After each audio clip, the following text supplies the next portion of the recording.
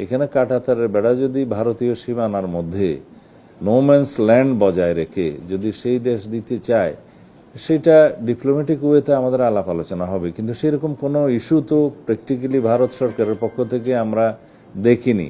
এখন অঙ্গরাজ্যের নির্বাচনের পরে কোনো বিজয়ী দল যদি কোনো রকমের কোনো বক্তব্য দিয়ে থাকে, সেটা তো আমাদের সোভারেন ইকুয়ালিটির ভিত্তিতে আমরা সেই জবাব দিতে পারি না।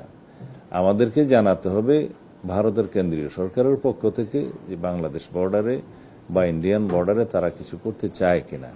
সেটা ডিপ্লোম্যাটিক চ্যানেলে হবে, পররাষ্ট্র মন্ত্রণালয়ের সাথে তারা কথা বলবে, সেটার সাথে সংশ্লিষ্ট নই আমি স্বরাষ্ট্রমন্ত্রী হিসাবে। আমার দায়িত্ব হচ্ছে যে বর্ডারে নিরাপত্তা নিশ্চিত রাখা এবং যাতে কোনো রকমের পুশিং না হয় সেটার ব্যবস্থা করা, আইন শৃঙ্খলা পরিস্থিতি সেই জায়গায় সমুন্নত রাখা। তবে আমরা সতর্ক আছি, বিজিবিকে আমরা সতর্ক থাকতে নির্দেশনা দিয়েছি অনেক আগে।